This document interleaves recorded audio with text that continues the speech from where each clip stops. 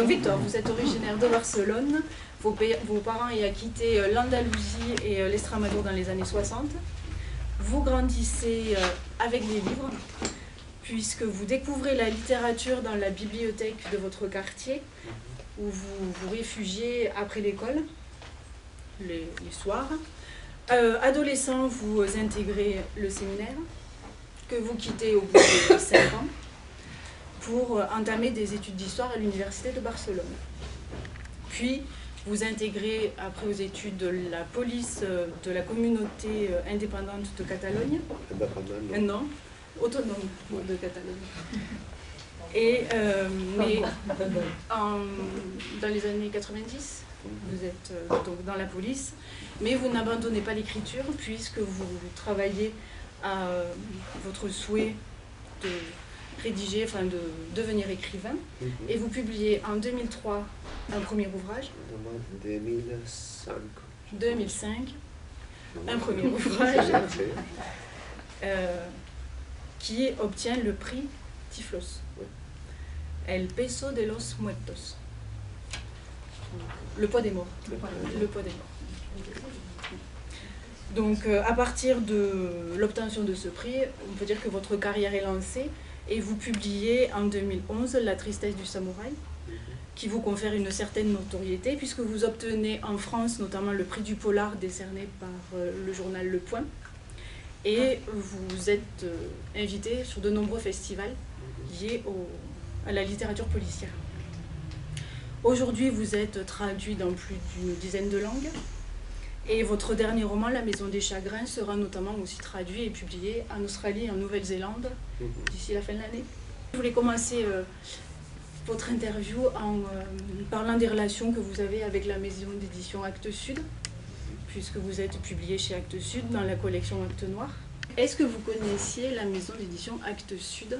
No. No, yo no conocía a Actes Sud, a esta editorial. Je ne connaissais pas cet éditeur, Actes Sud. Y cuando me vinieron a buscar, pues me explicaron lo que era el polar. Quand ils sont venus me chercher, ils m'ont expliqué ce qu'était le polar. Yo en España no se me considera un escritor de polar, de novela negra. Ne me considérais pas comme un auteur de polar. Y yo no entendía muy bien qué es esto del polar, qué es el polar. Je ne comprenais pas très bien ce que c'est que le polar. Yo pensaba que tenía que ver con el frío. Je pensais que ça avait quelque chose à voir avec le froid, parce que polar en espagnol c'est dire polaire. Sí, de verdad. Y como sabía que habían descubierto a Stieg Larsson, y pensé, bueno, pues que publicaran a los nórdicos, y pues eso se llama parce que polar. bon, voilà, peut-être qu'ils ont décidé de publier des nordiques plutôt, donc ça avait un rapport avec polaire. Y la verdad es que al principio estaba reticente. Au début j'étais réticent. Porque no me veía yo en ese registro, ¿no? Dans ce registre. Pero me explicaron, pues, bueno, que el polar no es realmente novela policíaca, sino que abarca muchos otros subgéneros, ¿no? Donc ils m'ont expliqué que le polar, ce n'est pas uniquement, enfin ça englobe d'autres genres de littérature aussi. Entre otros, pues lo que yo escribo, que es la novela negra. Et entre autres, ce que moi j'écris, c'est le roman noir. Et donc vous êtes traduit chez Actes Sud par Claude Bleton, qui est un grand traducteur de la littérature espagnole, puisqu'il a traduit les auteurs espagnols contemporains, notamment Molina ou Montalbán. Je suppose que c'est flatteur d'être traduit par quelqu'un Sí, Claude es un... Et quel rapport vous entretenez justement avec le traducteur? Traducir es muy difícil, ¿eh? Es muy difícil. Traduire, c'est très difficile. Porque hay una cosa que es la voz del autor. Parce que bon, il y a une chose, c'est la voix de l'auteur. Que no tiene que ver con la lengua, sino con la forma de interpretar la lengua del escritor. Qui n'a rien à voir avec la langue, l'idiome, mais avec la façon d'interpréter la langue de l'écrivain. Con la musicalidad. Avec la musicalité. Como trabajamos la lengua. Y yo tengo una manera de escribir compleja. Et j'ai une façon d'écrire complexe. Porque trabajo mucho con la metáfora, con el doble sentido de las frases. Je travaille beaucoup avec les métaphores, les doubles sens des phrases. Y utilizo mucho el registro poético. J'utilise beaucoup le registre poétique. Y entonces es muy difícil de traducir Donc eso. c'est très difficile à traduire. Pero Claude tiene una ventaja, él ha vivido muchos años en España, conoce muy bien la literatura española. Et Claude a vécu longtemps en Espagne, il connaît très bien la littérature espagnole. Y además somos amigos. Et en plus, nous sommes amis.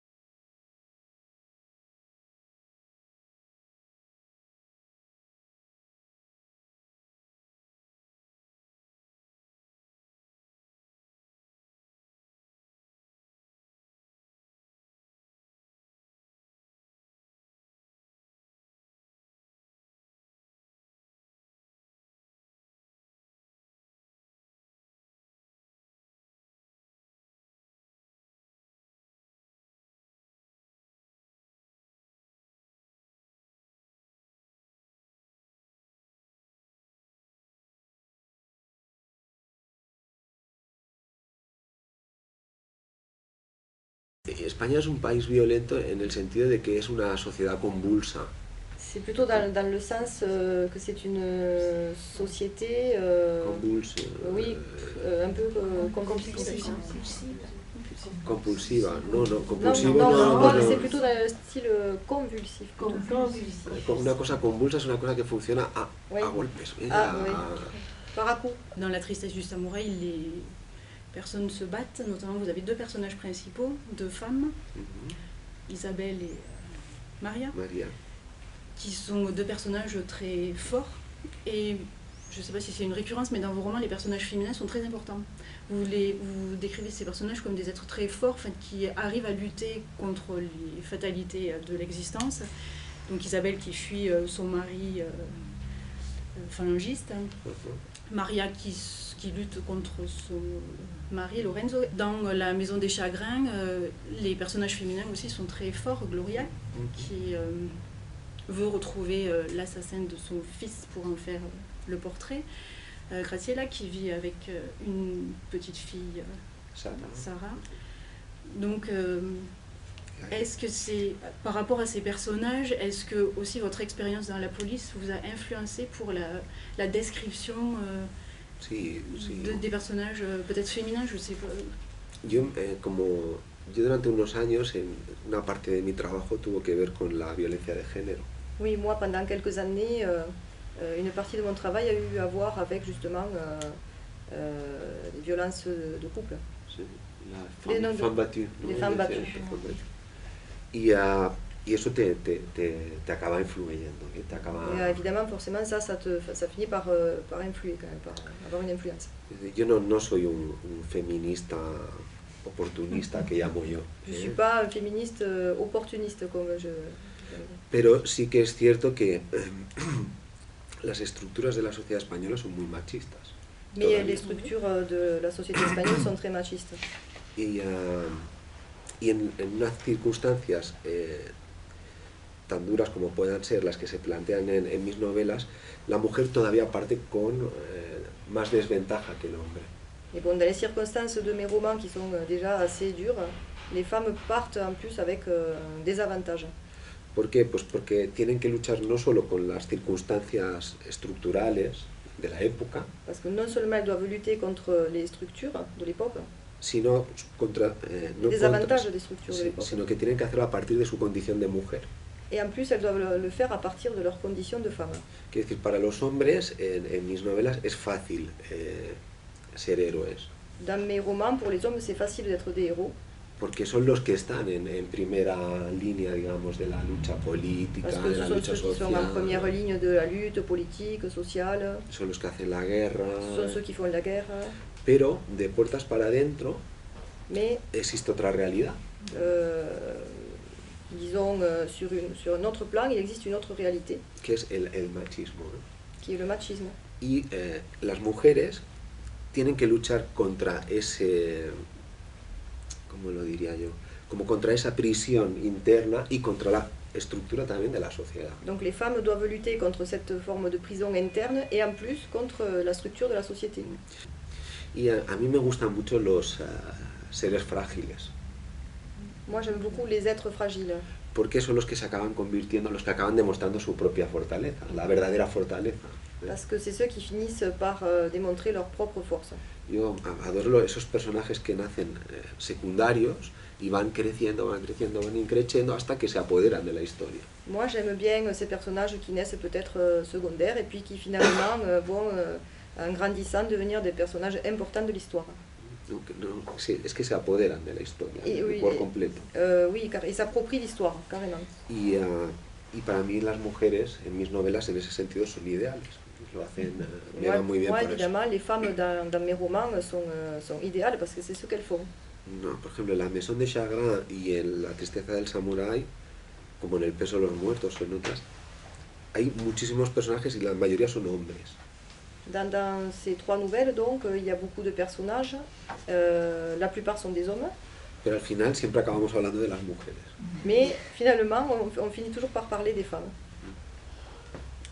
Parce que je trouve que dans vos romans, les personnages masculins sont. Pas forcément difficilement acceptables, mais ils ont des rapports entre eux qui sont difficiles. Vous les décrivez un peu comme des lâches aussi par rapport aux situations. Notamment les relations qu'ils ont avec leurs enfants, les relations père-fils. Je trouve que vous avez des personnages masculins, notamment les pères complètement absents et pas lâches forcément par rapport à leur histoire, parce qu'ils essaient de se construire et de ressortir par rapport à tout ce qu'ils ont subi. Mais voilà, c'est pas très optimiste. Voilà.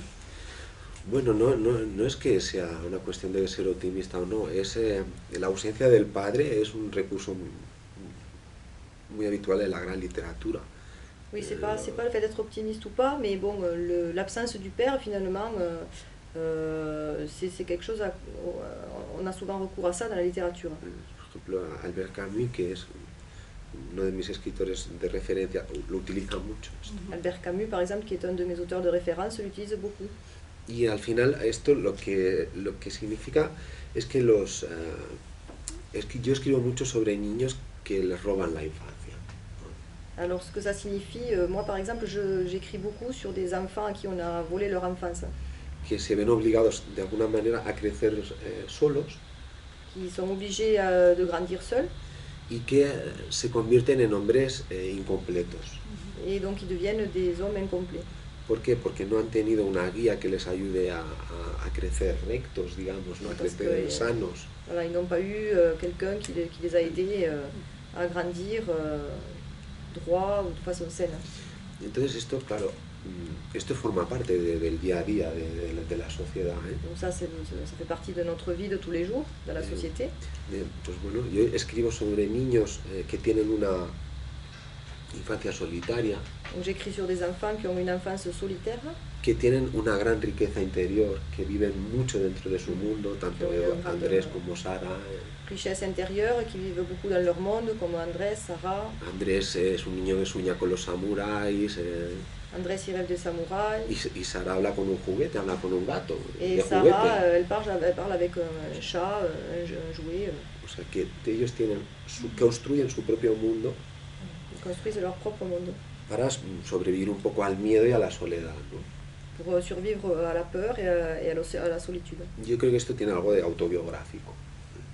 Il y a peut-être un petit côté autobiographique, Pero no, yo no soy consciente de eso. mais je n'en suis pas conscient. Soy consciente cuando acabo de escribir 4 o 5 novelas, te das cuenta de que hay una serie de recursos repetitivos. Mais c'est vrai que quand tu écris 3, 4 romans, au bout d'un moment, tu commences à t'apercevoir qu'il y a des choses répétitives dans ces romans. Entonces uno empieza a identificar sus fantasmas, ¿verdad?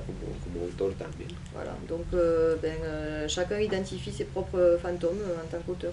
A mí esto, por ejemplo, me hace pensar en algo que tú has dicho al principio, que es que has dicho, cuando Víctor era pequeño, se refugiaba en una biblioteca. Tu as dit, quand Victor était petit, il se réfugiait dans une bibliothèque. Pero se refugiaba de qué? Mais il se réfugiait de quoi? Es claro, esto a mí también me hace pensar. Je ne le sais pas. No. Ça me fait penser. Quiero decir, no os lo voy a explicar, pero que es, las palabras siempre acaban identificando una realidad. En la literatura al final acaba siendo un espejo distorsionado del autor. La littérature finit toujours par être un miroir qui distorsionne l'auteur. Distorsionado Ouais, por- sí. oui. Uno piensa que escribe para los demás, On croit qu'on écrit pour les autres, pero al cabo de los años, muchos años, se da cuenta de que en realidad escribe para sí mismo. et au bout de pas mal d'années, on s'aperçoit qu'on écrit pour soi-même. Y entonces quería escribir una historia que no tuviera que ver con un juicio político, con un juicio moral, Moi, je voulais écrire quelque chose qui n'avait pas à voir avec justement un jugement moral, sino con la transmisión de la memoria. mais sur la transmission de la mémoire. De cómo la memoria va pasando de generación en generación Comment la mémoire donc passe de génération en génération, y poquito a poco va dejando de ser una realidad para convertirse en un relato. et petit à petit devient un récit. Voilà, pour ne plus être une réalité, devient un récit. Y cómo para conocer la verdad uno tiene que ir deconstruyendo otra vez esa memoria, ese relato, para llegar al principio. Et donc, pour arriver donc, à relater, il faut déconstruire cette réalité pour revenir au début. Y es sobre eso, sobre lo que quiero escribir. C'est sur ça que je veux écrire. Donc, est-ce que vous pouvez nous parler des rencontres que vous faites Sí. sur Gaillac? Sí, bueno, lo que estamos haciendo es... la verdad es que quedan muy pocos testimonios Et ya. pourquoi Gaillac, d'ailleurs? Ah. Bueno, Gaillac es, aparte de por circunstancias, que toda mi vida está llena de circunstancias azarosas y... Bon, voilà, c'est des circonstances hasardeuses. Ma vie est remplie de circonstances hasardeuses. Yo estaba buscando información y tal, y Gaillac, bueno, todo el TAG Je cherchais des informations et Gaillac, enfin, surtout tiene tout le temps. una importancia vital en el tema del exilio Donc, beaucoup par rapport à l'exil, l'importance. y tiene un papel muy importante en la resistencia, Et un rôle important dans la résistance. porque más de la mitad de los guerrilleros que hubo en esta región eran españoles. Parce que plus de la moitié des résistants, des guerrilleros qui ont été dans la région étaient d'origine espagnole. Y Gaillac fue un centro logístico muy importante de la AG, de la Asociación de Gaillac Guerrilleros Españoles. a été donc un centre logistique très important des guerrilleros espagnols. Y un día me llamaron de Actes Sud para decirme que había un salón del libro Un jour, on m'appelait Actes Sud m'appelait pour me dire qu'il y avait un salon du livre en un sitio que estaba aquí dans un endroit en Castroculo, decimos en español, no sé cómo fue. Bueno, paumé, on va sí, dire, sí, pour te être poli. olvidaba, Pour être poli. y yo tenía mucho trabajo y dije, no. Et enfin, moi j'avais beaucoup de travail, donc non, j'étais pas intéressée. Y entonces me dijeron, bueno, pues les decimos a estas personas que no puedes ir. Y, Bon, ben, no on pasa va leur nada, dire que tu ne peux pas y aller, Y c'est pas grave. digo, pero este sitio, ¿esto dónde es? Mais c'est où exactement Y me là? dice, no, es un pueblecito, se llama Gaillac. Non, c'est une Yo. petite ville qui s'appelle Gaillac. ¿Gaillac? Sí, digo, pues Gaillac? voy para allá. Ah, Dices que sí. si, bah, j'y vais. oye, ¿por qué no nos mandas un proyecto? Tenemos una residencia de artistas, puedes trabajar aquí con esto. Donc ce sont eux qui m'ont proposé de venir travailler. Pourquoi tu ne viendrais pas, puisqu'on a une résidence d'artistes ici et tu pourrais venir faire des recherches. Y entonces pues durante 3 semanas estamos haciendo todos los días pues muchos encuentros o sea, gente de primera generación que luchasen, he encontrado pocas porque ya... Donc oui, j'ai rencontré beaucoup de personnes, là, on a pendant 3 semaines, des exilés, mais surtout la génération suivante, Sí. parce que des survivants, il n'en reste plus beaucoup. He hablado con alguna persona, con un señor que tiene 102 años. J'ai parlé avec un monsieur qui a 102 ans. Pero sobre todo he encontrado a franceses, hijos de Mais españoles. surtout des Français et des fils d'Espagnols.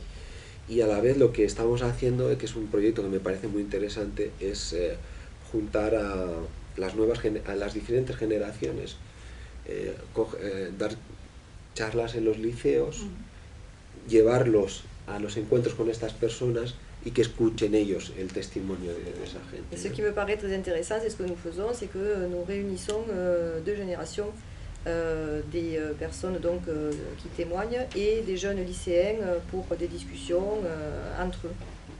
Es una manera de construir una memoria viva, ¿eh? C'est une façon de construire une mémoire vivante. Es lo que hablábamos de ir destruyendo un relato casi literario de la realidad. C'est-à-dire ce que je disais tout à l'heure, on détruit un récit presque littéraire de la réalité. Y construir una memoria de los recuerdos de verdad, de los recuerdos personales. Et construire un récit avec la véritable mémoire, avec des souvenirs personnels. Porque ocurre una cosa muy curiosa, veréis. Todos los discursos de la memoria son iguales. Parce qu'il y a une chose qui est très curieuse, tous les discours de la mémoire sont identiques. Todo el mundo te explica las mismas cosas. Tout le monde t'explique les mêmes choses. El frío, Le froid, la nieve, la neige, los piojos, les poux, incluso las mismas anécdotas. parfois même les mêmes anecdotes. Eso quiere decir que la memoria se va construyendo también, no solo con lo vivido, sino con lo que otros te han contado. Ce qui signifie que la mémoire peut aussi se construire non seulement avec ce que tu as vécu, mais aussi avec ce que les autres t'ont raconté. O has leído, Ou que tu as lu, o has estudiado, ou que tu as étudié, o has visto, ¿eh? ou que tu as vu. Eso no significa que sea mentira. Ça ne veut pas dire que ce soit des mensonges. Eso es lo que yo llamo la construcción de la memoria. C'est ce que j'appelle la construction de la mémoire. Y a mí eso me interesa poco, Et ça, c'est ce qui ça ne m'intéresse pas beaucoup. porque ya lo conozco, ya está muy Parce estudiado. que je le connais, on a déjà beaucoup recherché là-dessus. Lo que me interesa son los recuerdos reales de los niños. Ce qui m'intéresse, c'est vraiment les souvenirs réels des enfants. Por ejemplo, Por ejemplo. una mujer pues que llega aquí con 11 años y empieza a contarme, no, porque mi padre fue anarquista, estuvo en Salamanca, luego estuvo aquí, luego estuvo... Une femme qui est arrivée donc ici à l'âge de 11 ans et qui m'explique que voilà, mon père était anarchiste, il est arrivé de Salamanca. Y entonces todo eso me interesa, pero eso es una memoria contada. Ça m'intéresse, mais ça c'est une mémoire racontée. A mí lo que me interesa es que me cuente sus recuerdos de niña a los 11 años. Moi, ce qui m'intéresse, c'est ses propres souvenirs d'enfant à 11 ans. Cómo era su primer día de colegio en una Comment escuela était francesa, sa première journée d'école dans une école française. qué sentía en casa, ¿no? Si se hablaba de la política, si ella escuchaba algo de la política, Comment ça se passait à la maison, si on parlait de politique, si elle entendait parler, si hablaban en francés, si hablaban en si elle español, parlait en français, en espagnol, si sus padres o la llevaron alguna vez a España, si ses parents l'ont amenée en Espagne. y eso es lo que construye la memoria real. C'est ce qui construit la mémoire réelle.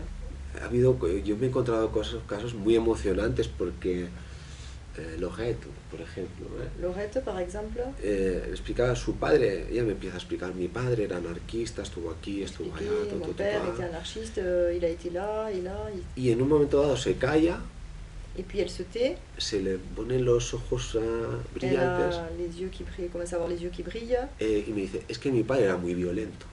Mais c'est que mon père était très violent. Aquí empieza la memoria.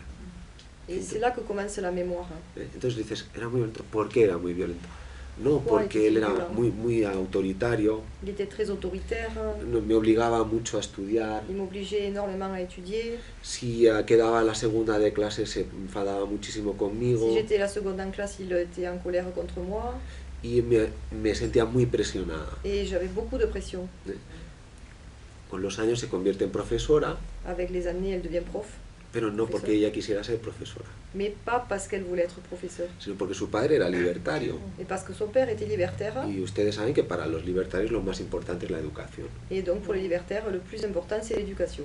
Es lo que se decía, ¿no? C'est ce qu'on disait. No hay arma más revolucionaria para un pobre que un libro. Il n'y a pas une arme plus révolutionnaire pour un pauvre qu'un livre. Bueno, pues esta mujer, toda su vida está condicionada por un pasado que ella no ha vivido. Cette femme a été conditionnée toute sa vie par un passé qu'elle n'a pas vécu. Otro ejemplo, otra mujer, por ejemplo, que a mí me emocionó mucho, una señora que me dice que es española, Une autre femme qui m'a beaucoup émue et qui me dit qu'elle est espagnole, pero no habla nada de español. mais elle parle pas un mot d'espagnol.